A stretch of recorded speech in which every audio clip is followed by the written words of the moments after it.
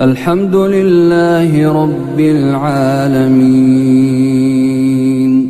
Ar-Rahmanir Rahim. Assalamualaikum warahmatullahi wabarakatuh. Waalaikumsalam warahmatullahi wabarakatuh.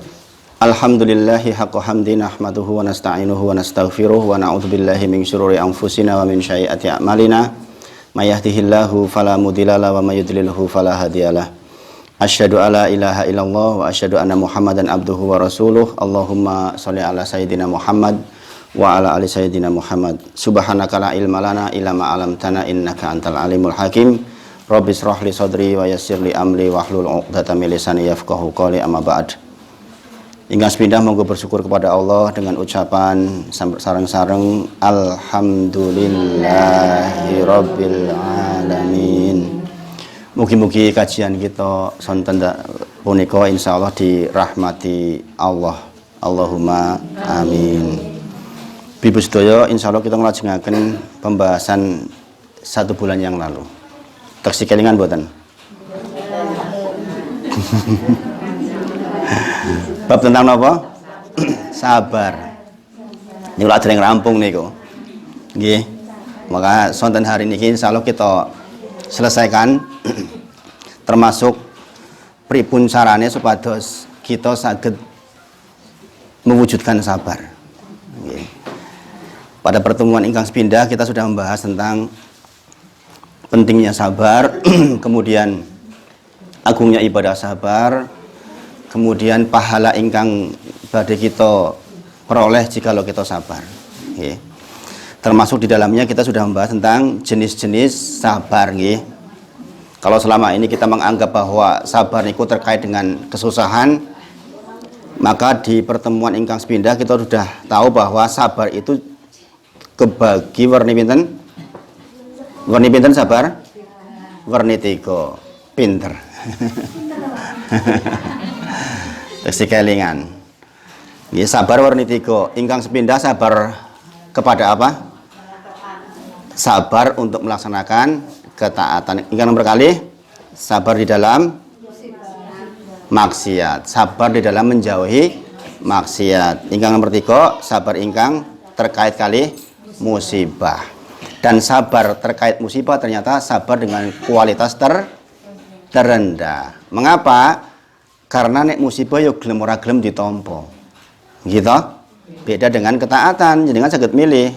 Jenengan saged milih nesu napa milih sabar. Niku lak pilihan. Gitu. Jenengan saged apa? Ngrasani wong saged mboten maksiat to niku. Niku lak pilihan. Jenengan saged melanjutkan ngrasani wong, ini saged nahan untuk bersabar. Berarti dua sabar yang pertama niku sabar yang ada ikhtiarnya. Sabar yang harus diusahakan maksudnya. Beda dengan sabar ketika jenengan mendapatkan musibah. Namanya sabar iktirori. Gelem ora gelem ya kaya ngono kuwi. Gitu? Jenengan putrane sakit ya harus bersabar. Kedah pripun. Kalau sudah sakit masa kita mau ngamuk-ngamuk. Gitu? Misalnya pun sampai suami kita meninggal, ya pilihannya nggih namung sabar. Gitu? Apa ya terus nek awake dhewe ngamuk-ngamuk terus jenggelet tangi meneh ngono. Kan nggih mboten. Nggih ta? Nggih mboten. Makanya sabar yang namanya sabar musibah itu sabar yang paling rendah kualitasnya justru karena sabar itu memang sabar yang memang gelem ora gelem ya kudu sabar. Oleh karena itu saya akan sedikit mengulang tentang jenis-jenis sabar ini sepatus lebih mendalam. Kalau jenengan lihat di dalam surah Al-Fajr, surah nomor pinten niku? Juz 30 lho niku. Surah nomor 89. Nggih. Juz 30 kalau bisa diulang-ulang, diwaos ulang-ulang nggih. Mboten namung 3 kul tok. Tapi diulang-ulang. Di dalam surah Al-Fajr di akhir-akhir surat nggih, mulai ayat ke-23 sampai ke ayat ke-30 itu disebutkan tentang waji ayauma idim bi jahannam. Yauma idzi yatadzakarul insan wa annalahu dzikra. Artosipun ngaten. Hari di mana panjenengan diperlihatkan jahanam, neraka jahanam. Ngenjang kita kalau meninggal dibangkitkan akan diperlihatkan surga dan neraka, Bu. Nggih. Kita akan diperlihatkan oleh Allah di sana. Dan di sini disebutkan waji ayyama idzim bi jahanam, hari di mana panjenengan semua diperlihatkan jahanam, Yauma idzi yatadzakkarul insan wa anna lahu dzikra. Panjenengan akan dibuat ingat terhadap perbuatan jenengan dulu di dunia, sekarang maksudnya.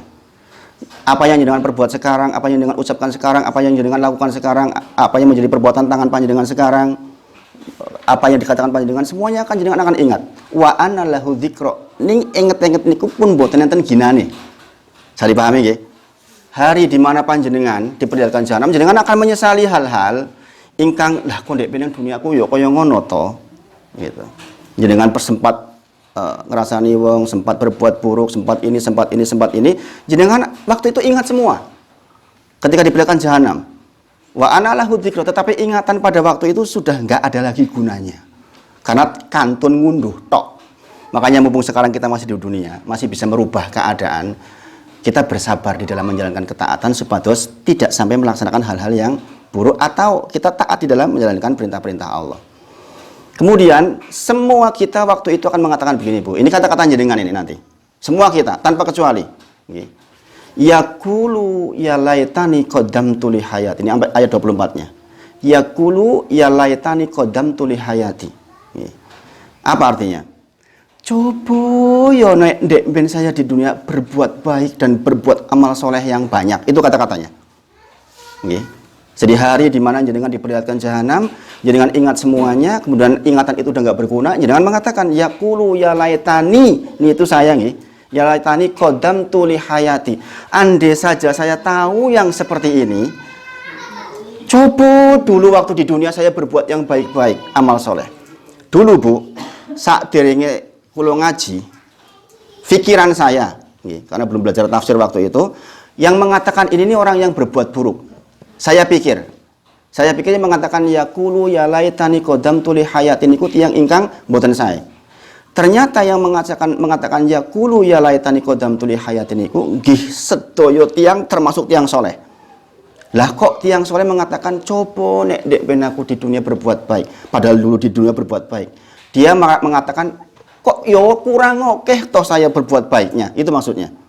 Bagi jenengan yang sudah rajin sholat malam akan mengatakan yaqulu ya laitani qaddamtu li hayati, nek ngerti kaya ngene iki dek ben saya di dunia akan saya laksanakan sholat malam lebih banyak lagi. Jenengan yang suka menolong dengan sedekah ketika hadir hari itu dengan mengatakan ya Allah nek ngerti kaya ngene iki dek ben saya sedekahnya lebih banyak. Itu nggih. Jadi perkataan yaqulu ya laitani qaddamtu li hayati niku perkataan semua orang baik yang buruk maupun yang soleh. Apa meneh sing ngelek? Sing ngelek ya otomatis kondone iki yaqulu ya laitani qaddamtu li hayati. Jadi beruntung panjenengan mendapatkan informasi ini sekarang ketika masih hidup. Sehingga jenengan tidak seandainya dulu, tetapi sekarang inilah kita masih punya kesempatan untuk berbuat kebaikan. Ini masuk dalam sabar dalam ketaatan. Nggih. Kemudian dikatakan ya ayatuhan nafsul mutmainnah irji'i ila rabbiki radiyatan mardiyah fadkhuli fi ibadi wadkhuli jannati. Panggilannya begini dari Allah, wahai jiwa yang tenang. Ini yang ingin kita dengar dari Allah besok. Jenengan ingkang sae nanti dipanggil oleh Allah ya ayatuhan nafsul mutmainnah, wahai jiwa yang tenang, irji'i ila rabbiki radiyatan mardiyah. Datanglah, kembalilah kepadaku dengan perasaan senang dan diridhoi. Apa syaratnya? Ayat berikutnya. Fad'uli fi ibadi wadkhuli jannati. Masuklah ke dalam golongan hamba-hambaku, baru kemudian wadkhuli jannati. Ini ujung yang kita ingin. Baru setelah itu jenengan monggo jenengan mlebet teng sorgaku kata Allah. Tapi syarat sebelumnya apa? Fad'uli fi ibadi. Jadilah jenengan termasuk golongan dari hamba-hambaku. Berarti derajat manusia tertinggi di sisi Allah apa? Hamba. Sing jenenge hamba niku pripun? Patuh, manut. Nggih mboten? Hamba kok. Hamba pecicilan ya bosnya ngeplaki, nggih mboten? Nggih mboten? Jadi jenengan dipersyaratkan untuk masuk surganya Allah, di antaranya adalah jenengan masuk dalam golongan hamba-hambanya Allah. Yaitu taat menjalankan perintah, menjauhi larangan. Okay. Sabar di dalam musibah. Nah, Ibu sedaya, di antara hamba yang paling dikasihi oleh Allah. Disebutkan di dalam surah Al-Furqan, surah ke-25 ayat ke-63 sampai ke-77. Surah ke-25, surah Al-Furqan ayat ke-63 sampai 77. Saya akan sebutkan beberapa di antaranya yang dulu sudah saya sebutkan. Niki masuk di dalam kategori sabar di dalam ketaatan. Ingkang sepindah, orang-orang ini disebut sebagai ibadur rahman. Dulu sudah saya sebutkan, saya ulang sedikit. Paling jenengan lali ya. Gitu. Makanya saya ulang biar jenengan enggak lali. Wa ibadur rahmanil ladzi yamsuna 'alal ardi hauna. Sekalian mboten? Ibadur rahman adalah ciri pertamanya, dia berjalan di atas muka bumi dengan hauna. Napa hauna? Rendah hati. Jauh dari tinggi hati, jauh dari perasaan ingin dihargai, tidak mengklaim dirinya serba mampu, serba tinggi. Saya punya jabatan kok, saya pantas dihormati. Saya punya kekayaan kok, maka saya pantas dihargai oleh orang lain. Wa ibadur rahmanil ladzi yamsuna 'alal ardi hauna. Kata Allah, yang menjadi golongan hambaku ibadur rahman ternyata orang yang justru dia berjalan di atas muka bumi niku dengan rendah hati. Dan ini enggak mudah, khususnya bagi orang-orang yang diberi kekuatan, baik kekuatan fisik, kekuatan jabatan, ngono-ngono lah. Kadang-kadang pinter sithik wis kemelinti, gitu. Sugih sithik wis sok-sokan kaya-kaya ta paling sugih sak dunia. Nggih mboten. Makanya di sini diingatkan oleh Allah, wa ibadur rahmanil ladzi yamsuna 'alal ardi hauna. Dan itu menjadi syarat. Syarat jenengan masuk dalam golongan hambanya Allah. Saya akan dipahami sampai di sini. Jadi sore ini jenengan menangkap sesuatu yang mudah-mudahan jenengan sangat pahami. Pokoknya hauna, jenengan berjalan di atas muka bumi itu dengan tunduk, malu gitu. Definisi sombong apa? Sombong secara syariat definisinya apa? Sombong itu artinya meremehkan orang lain dan menolak kebenaran. Itu definisi sombong secara syariat. Sombong adalah meremehkan orang lain dan menolak kebenaran. Itu definisi sombong. Jadi kalau terlintas di dalam diri panjenengan kok meremehkan seseorang, ini sudah sombong. Karena apa, Bu? Khususnya kepada kaum muslimin. Saelek-eleke wong muslim, saelek-eleke wong muslim, kalaulah dia punya la ilaha illallah, maka dia berharga sangat tinggi di sisi Allah. Bagaimana mungkin kita kok merendahkan dia? Mungkin di dunia dia terlihat miskin, katanya wong kaya wong ora tahu kanggo, nggak punya peran apa-apa. Tapi sepanjang dia punya la ilaha illallah, kita nggak boleh remehkan sama sekali. Begitu timbul perasaan meremehkan dia, maka otomatis kita masuk dalam jebakan sombong. Karena definisi sombong, meremehkan orang lain dan menolak kebenaran. Entuk informasi sing bener, enggak, pokoknya enggak, itu sombong. Okay. Makanya hati-hati. Padahal perintahnya Allah, wa ibadur rahmanil ladzi yamsuna 'alal ardi hauna. Sing sinten kemawon masuk dalam ibadur rahman, maka dia berjalan di atas muka bumi dengan rendah hati yang berlawanan dengan sombong. Kemudian masih ingat nggih pertemuan saderengipun, wa idza khatabahumul jahilun qalu salama. Nek jenengan kepanggih kali tiyang ingkang kata-katanya jahil, nyakitin jenengan, ora ngepenaken jenengan, atine jenengan tersayat-sayat, pokoke patute iki dikeplaki wae wong kuwi, perintahnya Allah apa? Qalu salama. Jenengan balas dengan kata-kata yang mengandung doa. Niki apone gampang ngomongi Mas Wahid, ning prakteknya ya angel pol-polan. Tapi ya perlu dilatih, karena ini perintah Allah nggih. Ya kita pokoknya niatnya meskipun dereng saged, niatnya begitu maksudnya. Nggih, niatnya begitu. Ojo nganti wis niat wae ora, ora bakal koyo ngono, ya ora bakal iso. Opo wong nyebai yo keplak genti wae masalah. Nggih, perintahnya wa idza khatabahumul jahilun qalu salama. Kalau panjenengan ketemu orang yang ya gimana, hidup di masyarakat macam-macam nggih. Nggih toh? Ada yang kadang-kadang kata-katanya pedes, nggih. Ana yang kata-katanya manis, ning nemburine ya mbuh, gitu. Kita nggak tahu. Maka yang membuat kita nyaman adalah kita qalu salama. Coba sekarang sebagai pembanding, kalau jenengan dimarah-marah sama orang, kemudian jangan balas, Mas Wahid sampean kok nyebai banget, aku yo nyebai entuk apa coba? Mungkin nggak Allah begini? Mungkin nggak? Kalau dia jahat sama kita nih, Kemudian kita, ya Allah, mohon kepada Panjenengan supados hatinya dijadikan lembut. Mungkin dia jadi lembut? Mungkin nggak jadi lembut kalau kita doakan? Mungkin nggak? Bagi Allah mungkin saja, buat Allah sangat mudah merubah hatinya jadi lembut. Wong sing wingine seneng banget karo ayo di ujug-ujug jadi jelek banget yo iso to. Gitu. Sebalik yang tadinya sebel banget dirubah sama Allah jadi baik banget. Apa sulitnya buat Allah? Hati seseorang berada di antara jemarinya Allah. Kadang dibalik terserah Allah. Jadi kita nggak boleh sekarang kowe mung yo elek banget karo aku, mesti tekan mati tetap elek, tekan aku dikubur tetap elek. Nah, itu memutuskan sendiri. Maka kita mentalnya adalah wa idza khatabahumul jahilun qalu salama. Latihan. Nggih. Didoakan. Doa itu addu'a silahul mukmin. Doa itu senjatanya orang mukmin.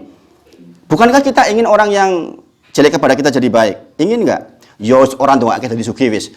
Den dadi apik we. Ini dadi sugih mbok menawa wong elek karo aku kok dadi sugih gah aku gitu. Minimal dia jadi baik hatinya. Kalau dia jadi baik hatinya sehingga dia tidak mengeluarkan kata-kata yang menyakiti kita lagi. Mungkin tidak itu? Mungkin nggih? Mungkin toh?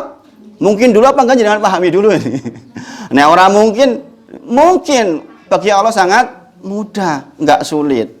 Makanya sering saya ngobrol-ngobrol sama teman-teman ketika dia dalam tanda kutip menggibah seseorang. Dia tuh orangnya begini, oh yang baik banget begini.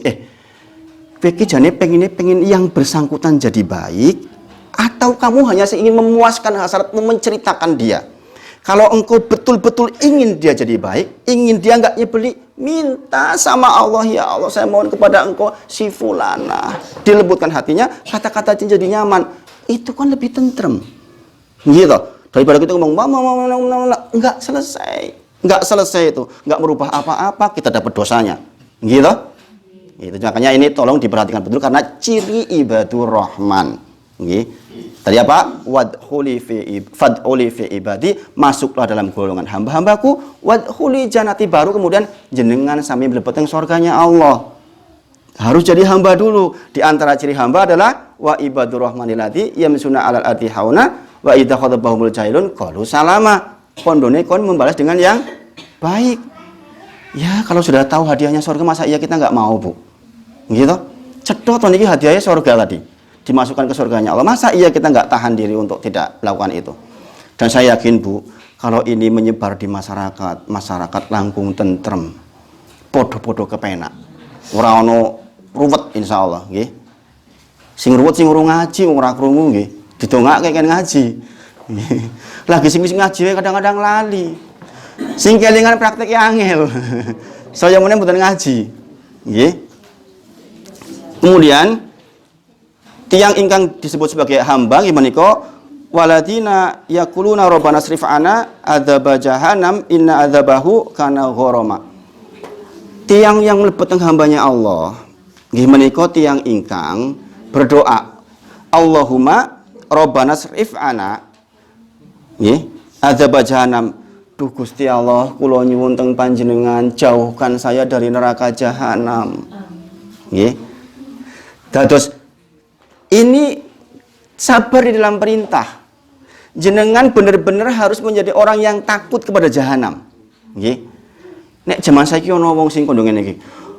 Jaman sakjane kok isi usum to apa wedi karo neraka. Wis jaman modern koyo ngene kok isi wedi karo neraka. Ini masalah. Perintah Al-Qur'an apa? Orang-orang yang menjadi ibadur rahman adalah orang-orang yang takut terhadap neraka. Wedi kali neraka iki wedi tenan. Nek aku ora wedi karo neraka, aku biasanya kali geni panas-panas ora apa-apa. Wis ngilani. Nggih.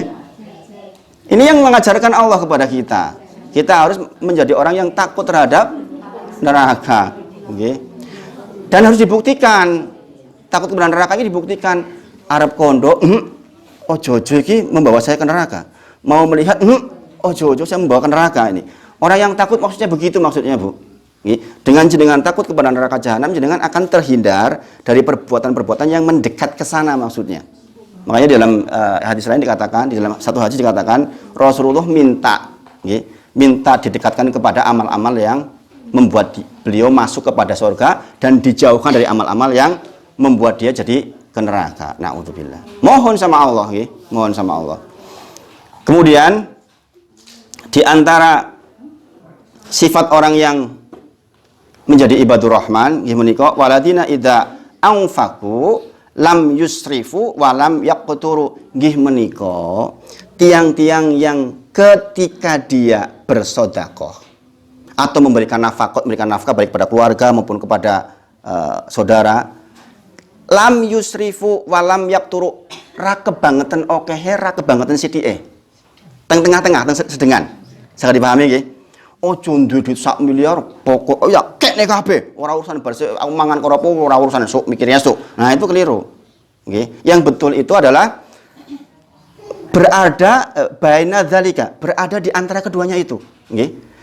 Lam yusrifu enggak berlebihan tapi juga enggak pelit maksudnya. Nggih.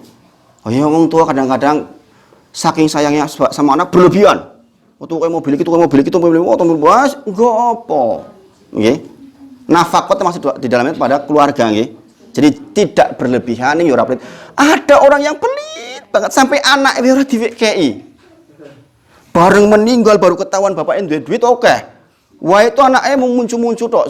Oh bapak ini jebule pelit banget syukur modar. Wah repot. Iya kan? Ada ini kisah ini ada nih. Kisah seperti ini tuh ada loh. Beneran ada nih. Bukan cuma cerita di dalam sinetron, beneran ada itu. Orang yang saking pelitnya merasa karena katanya mencarinya susah, pelitnya luar biasa. Sampai-sampai ada orang yang agak-agak tengahan, orang patio sugi, ngundang dia makan ini, ngundang orang ini makan. Maksudnya tujuan ngundang iki gendek iki kroso maksudnya iki. Dikasih makan yang banyak di situ. Karena makanannya gratis dia makan, sampai kemudian perut wetenge loro, muntah dia. Nangis dia setelah muntah. Ditanya, lah kok jenengan nangis kenapa? Lah iki gratis sih tak kau muntah barang. Saking pelite bayangkan. Naudzubillah. Karena ngerti gratis, jenenge wong pelit, buangan sak pol-pole, loro weteng muntah, nangis sih bukan nangis karena sakit perut. Karena nyesel banget lah kok diutahke wong gratis ini. Nggih. Paham nggih? Nah ini yang yakturu, walam yakturu aja pelit-pelit banget tadi tiang niku nggih. Ning yo aja berlebihan, kalau berlebihan nanti sombong, nggih. Jenengan memberikan paling banyak, saya yang paling banyak, saya yang paling ya nanti begitu nantinya. Maka baina dzalika di antara keduanya, nggih, supaya terhindar dari kesombongan. Kemudian di antara ciri ibadur rahman nggih menika waladina yabituna li rabbihim sujuda wa qiyama. Ini juga sabar di dalam perintah. Saya sedang membahas sabar di dalam taat nggih. Sabar tingkat pertama. Nggih menika tiang-tiang ingkang melalui malam dengan banyak sujud dan salat malam. Nah niki ciri orang soleh. Niki ya dilatih lah. Nggih dilatih. Pokoke nek jenengan badhe sare kok rasa-rasa ning kuwi ora iso wungu yo 3 rakaat lah sebelum sare witir nggih.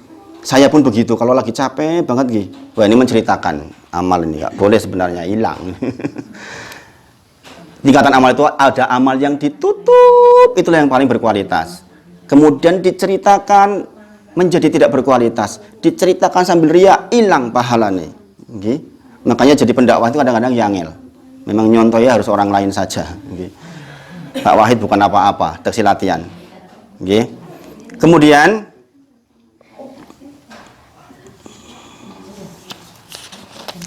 satu lagi nih, sebenarnya ada beberapa yang lain, tapi saya sebutkan satu lagi saja biar waktunya cukup. Nggih menika waladina orang-orang yang layash haduna zur. Orang-orang ingkang tidak mau memberikan persaksian palsu nek kondo niku dipastikan yang bener maksudnya. Jenengan hati-hati banget karena aduh iki palsu ora ya, iki dusta ora ya kalau jenengan sanjang niku. Ini termasuk ciri ibadur rahman. Jenengan ngukur betul ketika berkata-kata iki dusta enggak ya? Ini ada unsur bohongnya enggak ya? Ini tak tambah-tambah ora ya? Wah ini problem Bu. Dalam satu keluarga besar kadang-kadang ada orang yang mempunyai sifat seperti itu kemudian mengakibatkan misalnya saudara A ngomong saya kemarin pergi ke pasar. Nah gini, saya kemarin pergi ke pasar bersama dengan ibu. Di sini saya pergi ke pasar dengan ibu dan seekor kambing. Wis tambahannya oke banget. Nggih. Janjane si iki kondone tujuannya apik. Ini ketambahan iki akhirnya dadi elek. Nggih, dadi elek. Niki harus hati-hati banget ini khususnya dalam keluarga besar. Nggih, karena kadang-kadang masih ingat buat tentang pelajaran pramuka riyen. Kita suruh ngomong makan sama tempe di bisik itu. Nggih, terus biasa makan sama tempe beranting. Nang kono wis makan karo tahu tempe, ora karo-karuan. Nggih. Nggih. Jadi kabar-kabarnya malah dibolak-balik ora cetha nggih. Nggih, makanya nggih. Padahal niku mboten niat keliru niku. Saya menenek niat. Makanya dikatakan waladina la yashhaduna zur. Orang-orang ingkang enggak mau tahan diri. Kata-katanya itu tertata betul. Ini dusta atau enggak? Kalau terlanjur seperti itu istighfar yang banyak. Nggih. Istighfarnya yang banyak banget. Kalau udah terlanjur kok jenengan merasa kan kraos to jenengan. Kalau dusta kan kraos, mboten mungkin enggak kraos mau ngerti ngapusi kok. Sing ngapusi ngerti piyambak to niku. Yang paling tolak jenengan piyambak, maka segera beristighfar. Ya Allah, aku kok mau kaya ngono kuwi ya. Kemudian beristighfar yang banyak. Kemudian wa idza maru bil lagwi maru kiraman. Ini penting. Ini khususnya ya secara umum laki-laki perempuan, tapi khususnya perempuan lebih penting ini. Wa idza maru bil lagwi maru kiraman. Kalau Allah uji kepada dia, kok jenengan kebetulan bertemu dengan sebuah holaqah, dengan sebuah pertemuan, dengan sebuah keadaan di mana di dalamnya isinya lagwi, isinya perkataan-perkataan yang menceritakan orang lain, tidak bermanfaat, obrolan yang tidak bermanfaat, maka marukiroman dia menjaga dirinya untuk tidak ikut-ikut, dia pergi saja. Ini mboten gampil loh nih, karena ngomongin wong ki nikmat. Gini apa nggih? Ini harus hati-hati ini, nggih. Yang namanya ghibah tuh nikmat banget itu, nggih.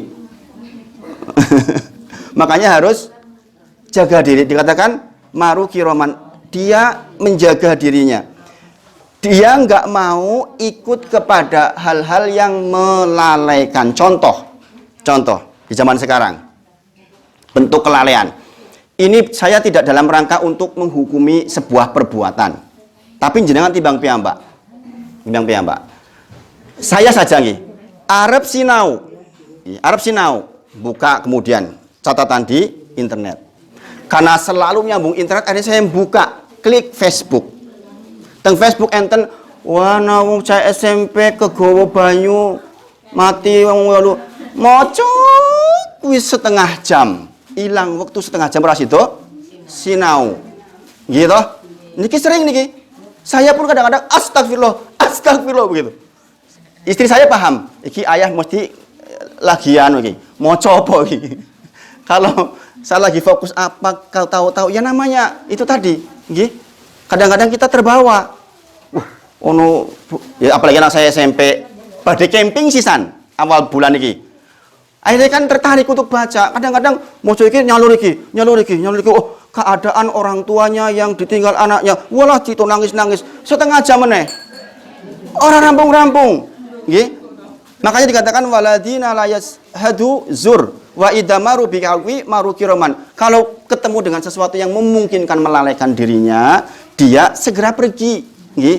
Nah, di zaman modern seperti sekarang ini sangat-sangat mungkin terutama media sosial, jenengan terambil waktunya begitu banyak oleh media sosial, gitu.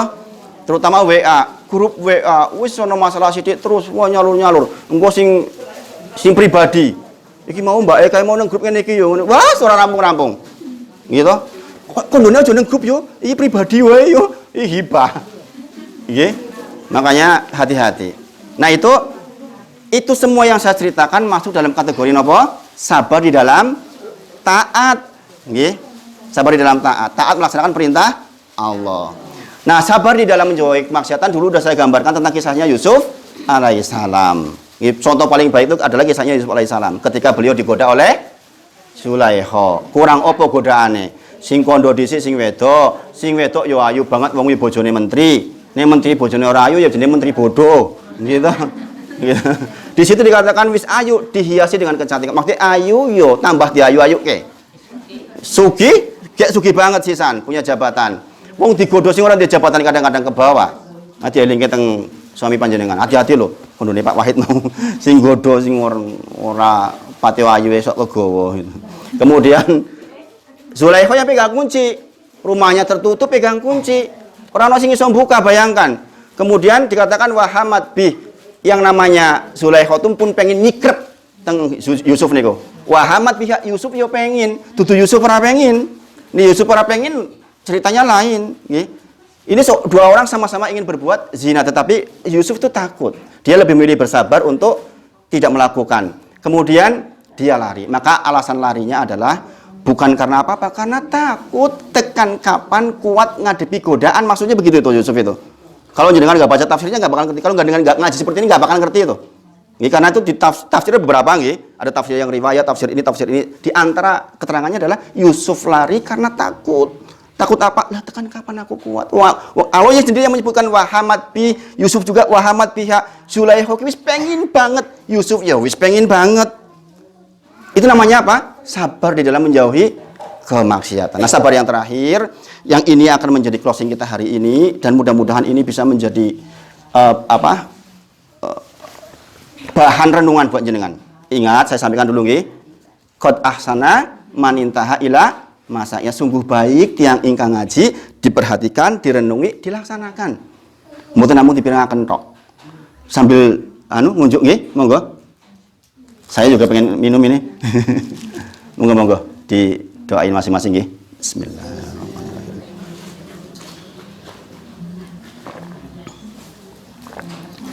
Kulo cocok banget iki teh niki. Siapa yang buat ini? Kalau ngasih saya ini insya Allah barokah nih. Nih isu ngirim saya ini barokah. Saya bilang sama istri saya tadi minum teh di sana enak banget ya Bun gitu. Ning yo mbuh piye carane oleh gawe gitu.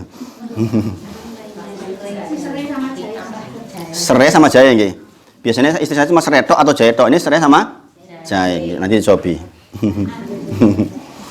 Kemudian sabar ingkang nomor 3 nggih niku sabar di dalam sabar di dalam musibah. Sabar yang jenengan biasa sebut sebagai sabar. Sebenarnya mari saya sampaikan satu hadis, man as'adun nasibalaan ya Rasulullah. Sinten yang mendapatkan musibah terbesar ya Rasulullah? Dijawab siapa? Al-anbiya. Ternyata para nabi. Summa solihin, kemudian orang-orang soleh, sumal amsal fal amsal, kemudian orang soleh di bawahnya, orang soleh di bawahnya, orang soleh di bawahnya. Berarti semakin tidak soleh, semakin ringan ujiannya. Paham nggih? Ini catatan ini. Jadi jenengan nggak boleh mengatakan, oh kayak wong rajin banget sholat, uripnya susah banget. Memang begitu biasanya. Nggih? Bukan berarti berat, nggak barokah. Yang paling berat ujiannya Rasulullah. Karena apa? Man as'adu nasibalaan ya Rasulullah. Siapa yang paling berat ujiannya ya Rasulullah? Dikatakan al-anbiya, para nabi. Summa solihun, kemudian orang soleh, kemudian sumal amsal fal amsal, kemudian orang soleh. Wong sing ora pati ora blas orang soleh iki ujian iki enteng. Nggih? Makanya orang diuji berdasarkan tingkat keimanannya. Saya sering ngobrol sama istri. Bun, kira-kira kuat ora? Apa meneh sing bakal dihadapi? Kita harus siap terus. Karena semakin kita mendekat kepada Allah, memang begitulah adanya. Semakin berat ujiannya. Saya dipahami nggih. Kadang-kadang kita kalau lagi futur, kalau lagi nggak semangat, putus asa, pedih, tambah rajin kok jebul tambah, gitu kan? Ada perasaan seperti itu. Saya pun sama. Saya pun diliputi perasaan seperti itu. Saya merasakan hal yang sama. Contoh nggih. Nah ini ceritanya lain, nanti lain waktu saja insya Allah. Contoh keluarga masalahnya.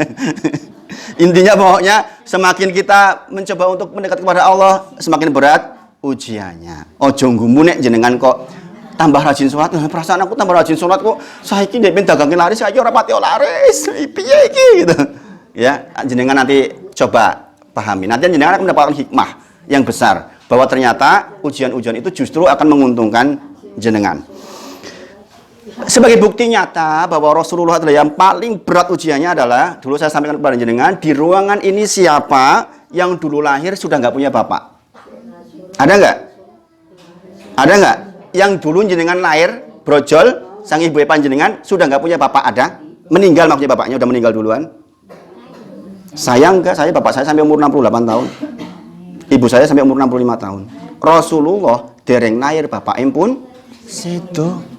Setunggal. Nomor kali Rasulullah lahir.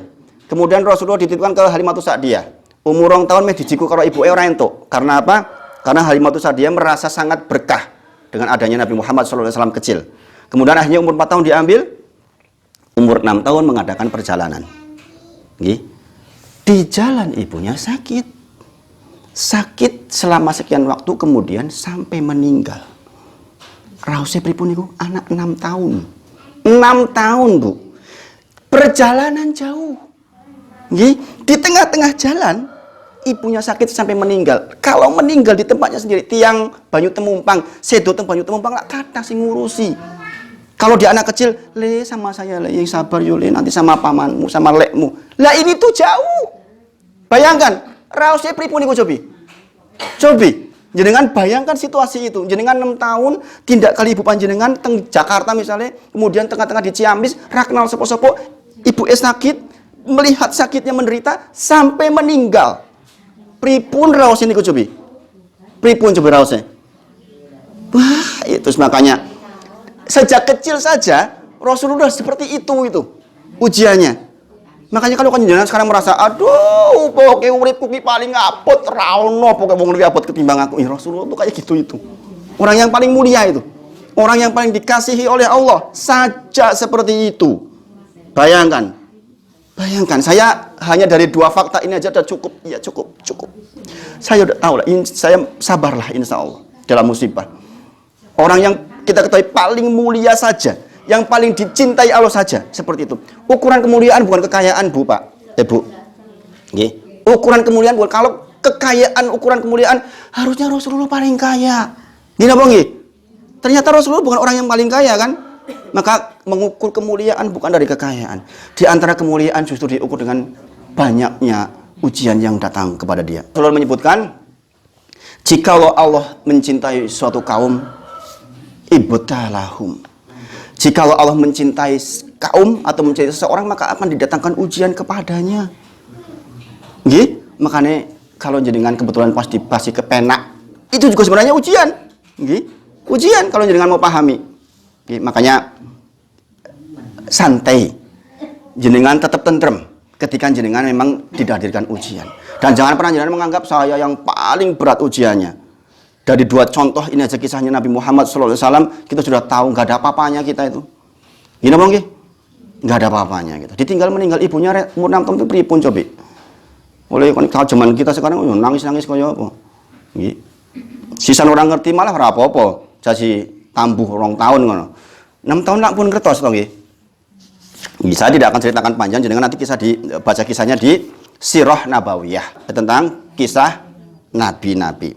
Nah, yang ingin saya sampaikan kepada panjenengan hari ini adalah bagaimana caranya agar kita bisa ringan dan sabar di dalam musibah. Nikilah yang jenengan tunggu-tunggu tuh. Oh, wis bacot aku ndek musibah oke banget ya Mas, urip ora koso banget kepiye supaya sabar. Itu kan yang jenengan ingin, ya enggak? Nggih mboten? Ingin mboten? Nek mboten ingin saya tak wangsul mawon. Saya merasa sangat berkebutuhan dengan ilmu ini, nggih. Nggih, saya dengan istri sangat berkebutuhan dengan ilmu yang akan saya sampaikan ke jenengan ini. Okay. Saya sangat butuh karena apa? Kenyataannya hidup memang tidak selalu seperti apa yang kita inginkan. Pengennya A, itu B. Nek pengennya 10.000, itu 1.000 mendingan. Sing biasanya umum pengennya 1 juta, itu 10.000. Nah, kalau kita nggak sabar gimana? Maka pertama, ini tipsnya jenengan catat betul. Mudah-mudahan saya cukup sampaikan sekali saja kepada panjenengan dan jenengan camkan betul. Okay? Mudah-mudahan ini bisa menjadi oleh-oleh. Sepindah, kalau jenengan ternyata menghadapi musibah, ketahuilah musibah itu sudah ditakdirkan oleh Allah 50.000 tahun sebelum penciptaan langit dan bumi. Bukan sebelum kita diciptakan loh Bu. 50.000 tahun sebelum penciptaan langit dan bumi. Penciptaan langit dan bumi, kita itu sudah ditulis semuanya. Kita nggak mungkin bisa menghindar dari itu. Bahwa Pak Wahid hari ini akan duduk seperti ini, ngomong seperti ini, ketemu dengan panjenengan sedoyo si A, si B, si C, fulan, fulana. Ini kumpul ditulis oleh Allah. Allah menyampaikan, dalilnya adalah kataballahu maqadirul khalaik qabla ayakhluqas samawati wal ardo bi khamsina alfasana. Allah sudah menulis segala macam ketentuan. Nggih. 50.000 tahun sebelum penciptaan langit dan bumi. Kalau jenengan tiba-tiba datang kondur ke rumah. Suami panjenengan, "Bos kan dibos banget mbek mulih, Bu." Udah tertulis dulu 50.000 tahun. Wis ketulis bakal ngomong kayak ngene iki. Nah ora abot to kayak gitu tuh. Nggih mboten. Wis koyo ngene iki ya wis ketulis piye meneh tak tampa sabar. Nah aku arep ngamuk-ngamuk yo ora iso wong wis nyatane kene iki ditulis ngene iki. Nggih, ini jangan salah pengertian. Kemudian pasrah, bukan. Nggih, bukan. Nggih, bukan berarti ketika jenengan tahu bahwa sudah ditulis, jenengan benar pasrah karena kita tidak tahu yang ditulis apa. Gitu. Kita nggak tahu yang ditulis apa. Kalau kita udah tahu, pena. Nggih. Kita nggak tahu yang ditulis oleh Allah di Lauh Mahfuz itu apa, kita nggak tahu. Tapi ketahuilah ketika itu sudah terjadi, berarti ditulis. Nggih. Makanya kalau udah tahu seperti itu kan tentrem. Kalau udah ditulis oleh Allah, ya sudah, kita tinggal jalani, nggak bisa apa-apa sebenarnya. Gitu. Ketemu bojo galak. Ya piye meneh? Wong tulisannya ndek ben bojone karo kae. Ora terus dipateni malah nggih. Astagfirullah. Saya tadi lihat video, nggih. Video cuma 8 menit. Saya lihat video 8 menit itu yo jane rada-rada eman-eman waktu. Tapi kepaksa nonton. Goro-goro ada ibu-ibu. Ini tanggal 20 Februari kemarin. Gorok suaminya. Goro-goro 10 hari enggak diajak omongan. La ilaha illallah. Kok bisa gitu. Ning lah karep ditulis kepiye meneh. Niku ditulis, kita hanya bisa astagfirullahaladzim, koyo iso to. Ditanyain dia tegas wong iku. Yo ketika itu lagi tiduran, wong iki intine ki nyebahi, gorok 2 kali wis. Lah terus apa yo enggak ngelawan, kejut-kejut katanya. Ini cerita oke ketenanan banget, subhanallah. Subhanallah. Jenengan ampun tiru nggih. Nek jenengan tiru bareng ngaji kali kula digoleki. Bareng ngaji karo Pak Wahid malah mbelai bojone. Saya diusir dari sanaan nanti. Bukan berarti kemudian kita nggak berusaha. Kalau sakit, ya tetap jenengan berobat. Bukan berarti niki pun ditulis meneng wae lah. Bukan. Kata Rasulullah, ketika sakit berobatlah, tadau ibadallah. Tadau ibadallah. Ketika sakit, ya, berusaha. Bersama mencari pertolongan. Nggih.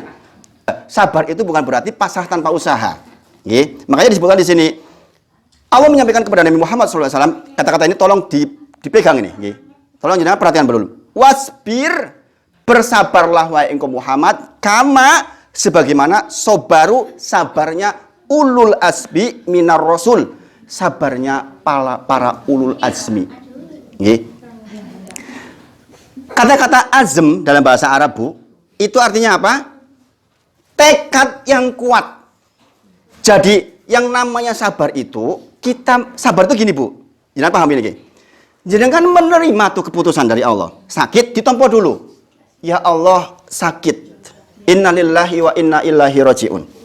Allahumma ajurni fi musibati fakhluf li khairan minha. Kemudian jenengan berazam.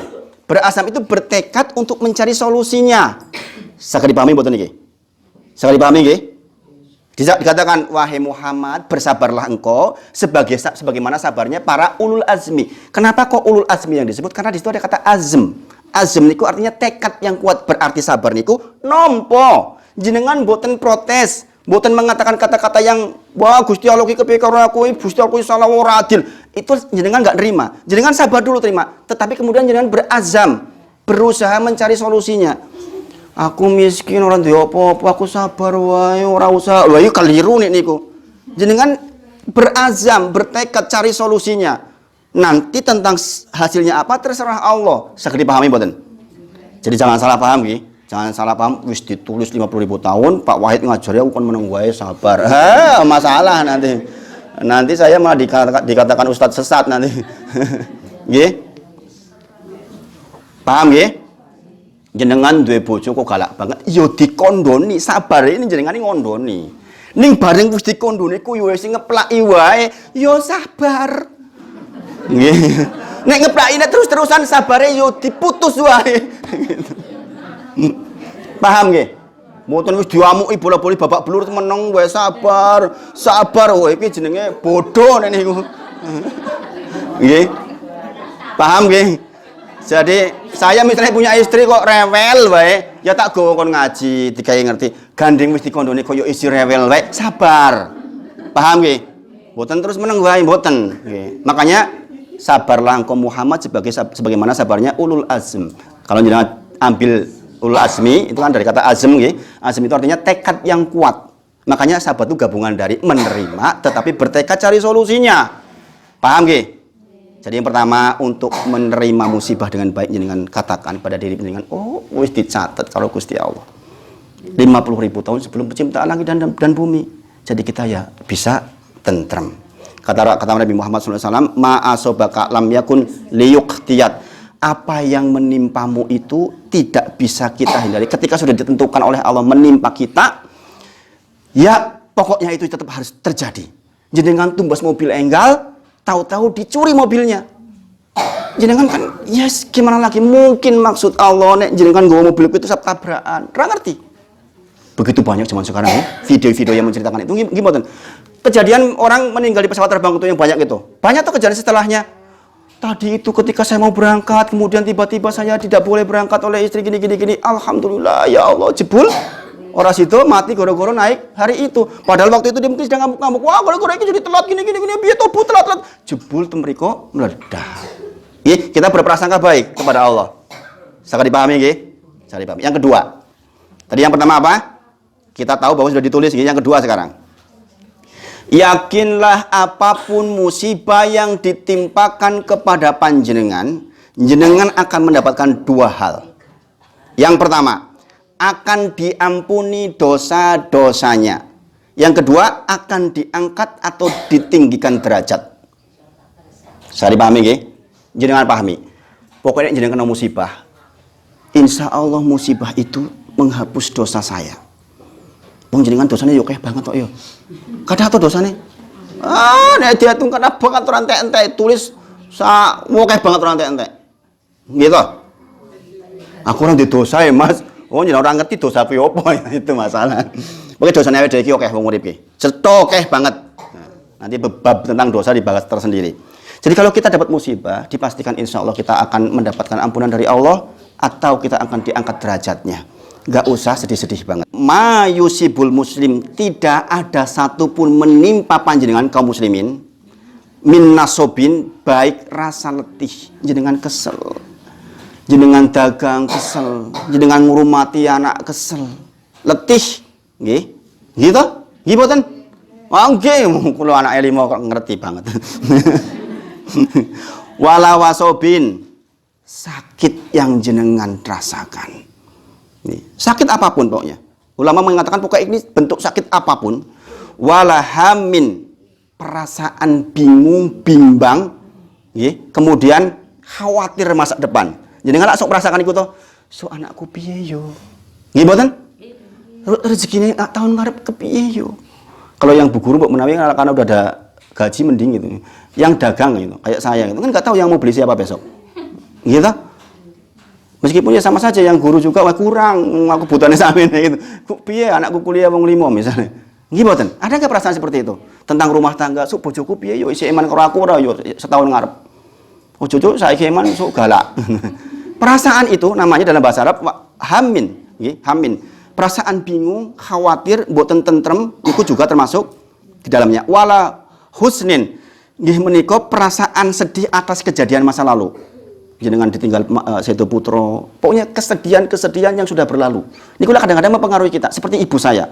Ibu saya ketika meninggal adik saya. Wah, itu lama bisa hilangnya tuh. Mungkin nggak hilang sampai meninggal kayaknya. Karena waktu itu lagi mekar-mekarnya, umur 22-23 tahun. Lagi jadi guru, semangat-semangatnya. Pada tahun itu semuanya diangkat jadi pegawai negeri itu, seangkatan dia. Karena memang waktu itu ada pengangkatan massal waktu itu. Ketika temannya diangkat, ketemu lagi sama temannya datang ke rumah, nangis lagi sampai beliau meninggal. Bayangkan, itu kan perasaan. Nah, perasaan itu juga akan menghilangkan dosa-dosa. Kemudian wala adzan, gangguan dari orang lain. Jadi kan hidup bermasyarakat kadang-kadang yo ono wae jenenge wong urip. Sijine wis ngasih sijine urung gangguan dari orang lain intinya. Itu juga akan menghilangkan dosa-dosa. Wala ghamin, yaitu perasaan resah, gelisah, nggih. Kemudian hatta sampai saukati yusakuha, sampai jenengan ketusuk duri, itu semua illa kafarallahu biha khotoyahu. Itu semua sebagai jalan dari Allah untuk menghilangkan dosa-dosa panjenengan. Jadi nek jenengan gelisah, mboten kepenak, ono rasa-rasa sing musibah-musibah itu sifatnya, ketahuilah kata Rasulullah itu adalah cara Allah untuk menghilangkan jenengan dari dosa-dosa, menghilangkan dosa-dosa dari jenengan. Ini riwayatnya dari Abu Hurairah, Imam Al-Bukhari dari Abu Hurairah radhiyallahu anhu. Makanya kalau jenengan sakit, jangan mencela sakit. Ini perintahnya Rasulullah, hati-hati nih. Kalau jenengan sakit, jangan cela sakit. Ini penting ini. Kalau jenengan, sebenarnya saya ulang, kalau jenengan sakit, jangan dicela sakitnya. Rasulullah menyampaikan apa? La tasubbil hummah. Jangan kau hina demam, jangan kau mencela demam. Demam ini kurang buatan kepenak banget tuh. Saya lagi musim tuh nih. Saya aja kena ini. Berapa hari ini demam karena flu. Kalau nggak sabar kan, ngomong nengar pengen kayak mumet sisan, mencela demam akhirnya kan. Itu kan bermasalah. Fa innaha tudhibu khotoya bani Adam. Karena demam ini, perhatikan ini. Karena demam itu menghapus dosa-dosa kita, kama sebagaimana yudhibul kiru khobasal hadid.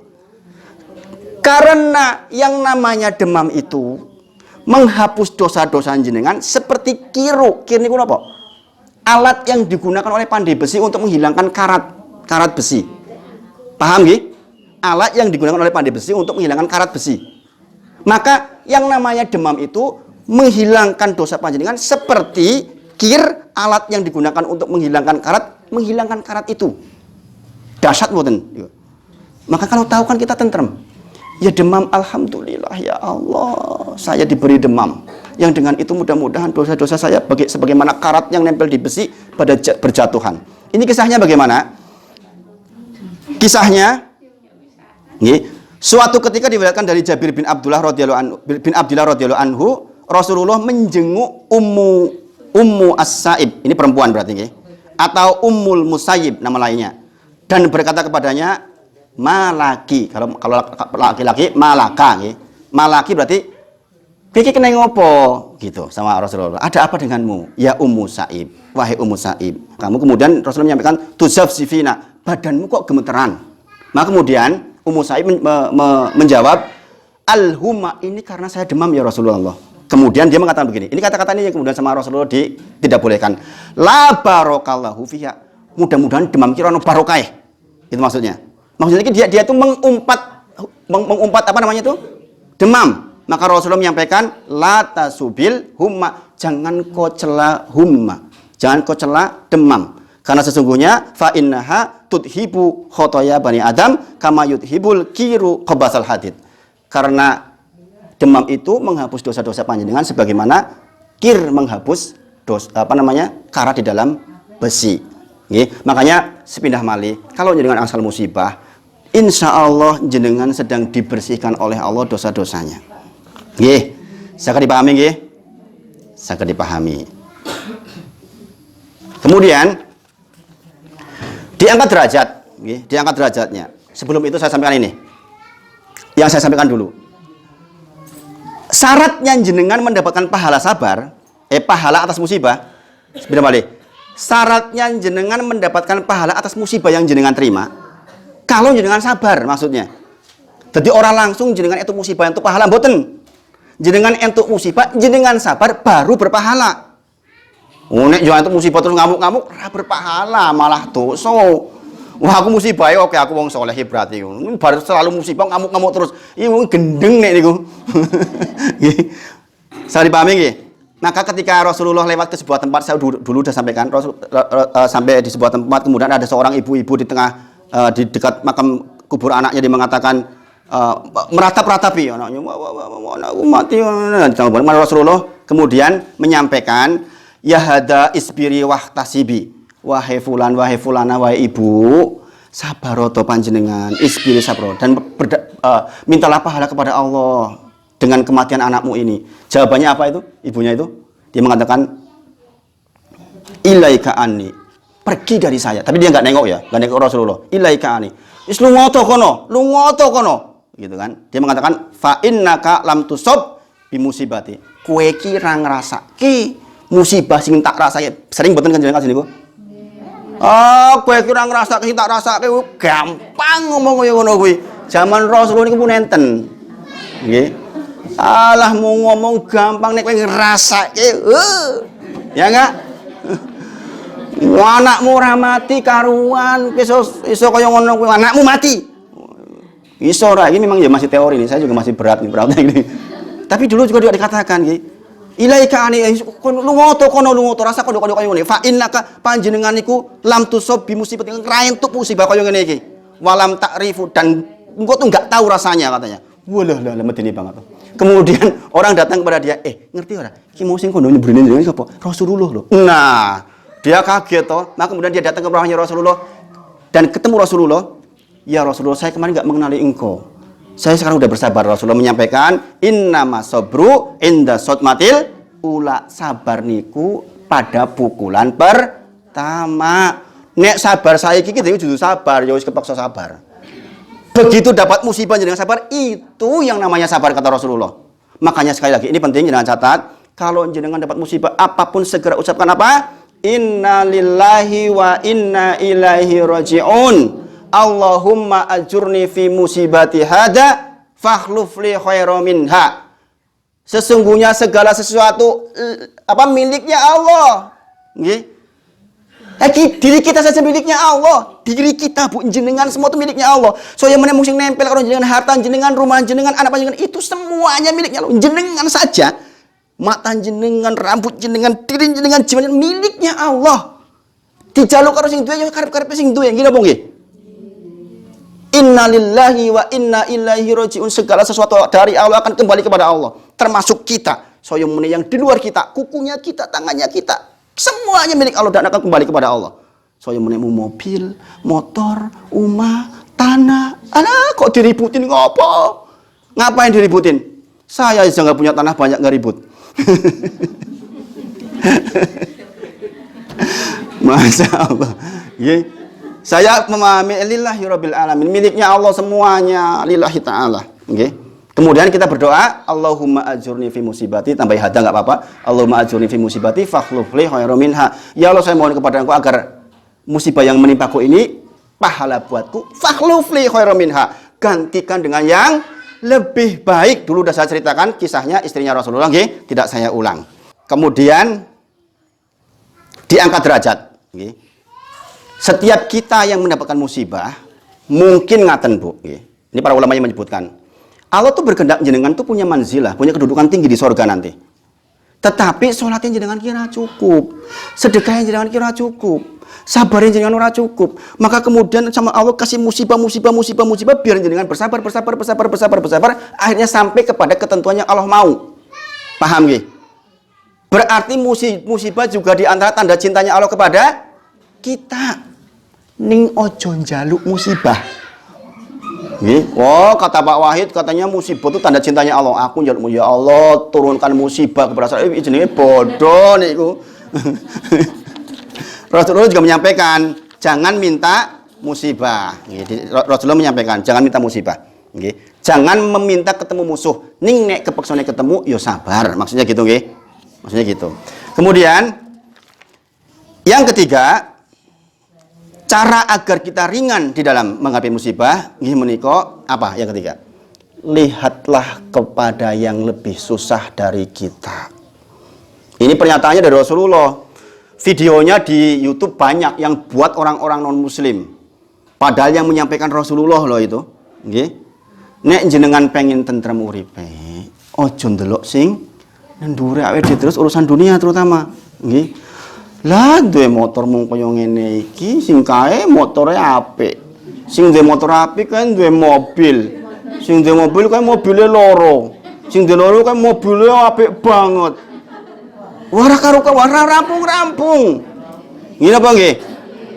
Itu membuat kita sangat-sangat tidak tentrem. Ini disampaikan oleh Rasulullah. Kata Rasulullah, Unduru ilaman huwa asfala minkum. Lihatlah, kata Rasulullah. Ini Rasulullah yang menyampaikan. Unduru ilaman huwa asfala minkum. Lihatlah kepada orang-orang yang di bawah panjenengan. Nggih. Wala fanduru, dan jangan engkau melihat ilaman huwa fawqakum, yang di atas panjenengan, khususnya urusan dunia aja diwalik loh. Kirisan urusan akhirat, lho seding isor kae kowe malah ora tau sembayang aku melu kae. Lah ini kebalik. Ini urusan dunia maksudnya. Nggih. Nek urusan akhirat diwalik, nggih. Kemudian ini penting. Makanya kalau jenengan, ini sebenarnya saya harusnya ucapannya ke bapak, ini kan banyak yang mengeluh ibu-ibu. Saya biasanya kalau ke bapak mengatakan, bojone jenengan sekali-kali dijak maring wong miskin, dijak maring kuburan, delok wong mati gitu. Nanti jadi tentrem, loro, sakit, loro nggih. Loro apa loro? Loro. Walik-walik. Kalau loro itu dua nggih. Oh.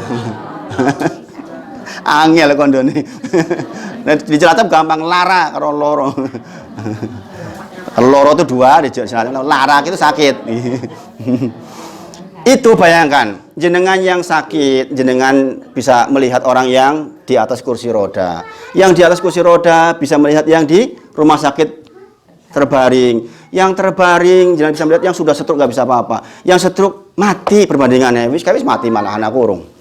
Sehingga bisa bersyukur terus. Nah itu cara yang ketiga, cara yang keempat, yang terakhir, yakinlah yang ditakdirkan Allah itu yang terbaik. Ini penting jenengan pahami. Yakinlah yang ditakdirkan Allah untuk jenengan yang terbaik. Ini kalau jenengan paham, ini jenengan tentrem muripe. Keponakan saya, muridnya Abu Har, Rocky, itu keponakan saya, daftar di Hamalatul Quran, tempatnya Amar sekolah. Sinaunya pun setahun supaya diterima. Wos ngapal setiap hari, sama saya juga kadang-kadang dicek. Menurut pandangan saya mudah-mudahan yo bisa. Ini yo ragu-ragu saya juga sebenarnya itu. 732 yang daftar, diambil cuma 100 orang. Berarti sing 600 ora dijiku. Rokin daftar. Saya tahu betul usahanya bapak ibunya itu. Sampai pindah ke Jogja itu dalam rangka pengen kados niku-niku, bukan yang lain. Dalam rangka pengen sekolah di Hamalatul Quran, seperti anak saya sekolah. Delalah ora ketompo. Enggak diterima. Nggih. Wah, ya sedih koyo apa. Saya datang ke sana menggunakan yang keempat ini. Ini yang jenengan pegang. Yakinlah yang ditakdirkan Allah itu yang terbaik. Ada satu kisah. Dalilnya apa? Dalilnya surah Al-Baqarah ayat 216, jenengan catat. Surah Al-Baqarah ayat ke 216. Nggih. Kutiba alaikumul qital wa huwa kurhul lakum wa asa an takrahu syai'an wa huwa khairul lakum. Kadang-kadang engkau jelek karo sesuatu, enggak suka dengan sesuatu, wa huwa khairul lakum, padahal itu baik untuk panjenengan. Jenengan perhatikan. Kadang-kadang jenengan kira seneng belas karo sesuatu, padahal bisa jadi itu baik buat panjenengan. Surah Al-Baqarah ayat 216. Wa asa an tuhibbu syai'an. Kadang-kadang jenengan senang sesuatu yang jenengan harapkan, wa huwa syarrul lakum, padahal itu buruk untuk jenengan. Kenapa rumusnya begitu? Karena Allah mengatakan wallahu ya'lamun wa antum la ta'lamun. Allah tuh tahu, jenengan tuh nggak tahu. Saya dipahami nggih? Jadi semua keputusan Allah itu yang terbaik. Jenengan pahami itu. Maka saya tutup kajian kita pada sore hari ini dengan satu kisah. Nggih. Kisah dari seseorang yang selalu mengatakan al-khair hiratullah, yang terbaik pilihan Allah, dan ini sudah nyebar di media sosial. Apa judulnya? Al-khair hiratullah, yang terbaik pilihan Allah. Suatu ketika ini seorang menteri, dia selalu mengatakan kalau ada orang susah dia datangi. Al-khair hiratullah, bu, sing paling apik keputusannya Gusti Allah, jenengan sing sabar. Setiap kali ada orang yang susah dia datangi dan mengatakan seperti itu. Satu ketika rajanya dia terpotonglah tangannya. Dia mengatakan, ya raja al-khair hiratullah, al-khair hiratullah, mbahmu kiper, tanganku ki kepotong niku yang ini kata rajanya. Bayangkan. Tolong menteri ini dipenjara. Dipenjaralah dia. Ketika di penjara dia mengatakan al khair khiratullah, yang terbaik pilihan Allah. Di penjara pasti ini pilihan Allah yang terbaik buat saya. Sampai kemudian terdengar kabar rajanya bepergian dengan para menteri yang lain, pejabat-pejabat yang lain ke sebuah tempat yang ternyata masuk ke dalam batasan wilayah kabilah. Kabilah itu kelompok orang zaman dulu nih. Kabilah-kabilah yang ternyata di situ penyembah ruh. Yang diantara cara menyembahkan ruh adalah dengan memotong leher orang. Kemudian diambillah orang-orang yang bersama raja itu di antara para menteri-menterinya, diambil, dibeleh, diserahkan. Diambil, dibeleh, diserahkan. Sampailah kepada giliran raja itu. Jebul cacat. Walah ini cacat terasa disembah kayak pulio kono, pulang saja kamu. Karena kamu cacat. Sesampainya di kerajaan dia mengatakan, datang langsung ke penjara. Keluarkan menterinya. Dia mengatakan, benar kamu bilang. Al khair khiratullah. Apa ya raja? Saya kemarin hampir saja dibunuh. Gara-gara kepotong tangannya enggak jadi dibunuh. Dia paham bahwa yang terbaik pilihan Allah. Lantas kue menteri, kue di penjara apa? Lah kalau saya enggak di penjara lak melu jenengan pun dibeleh. Teng mriko. Sangat dipahami nggih? Mudah-mudahan cerita ini bisa menjadi renungan buat jenengan. Sehingga jenengan tentrem. 4 hal ini jenengan bawa di dalam hidup. Sehingga rumus ini ketika jenengan ketemu musibah, insya Allah jenengan relatif lebih tentram atas izin Allah. Itu yang disampaikan sore hari ini. Mohon maaf jika ada hal-hal yang kurang pas. Kita tutup dengan kafaratul majlis. Subhanakallahumma wa bihamdika asyhadu alla ilaha illa anta astaghfiruka wa atubu ilaik. Wa akhiru da'wana alhamdulillahirabbil alamin. Assalamualaikum warahmatullahi wabarakatuh. Alhamdulillahi rabbil alamin. Ar-Rahmanir Rahim.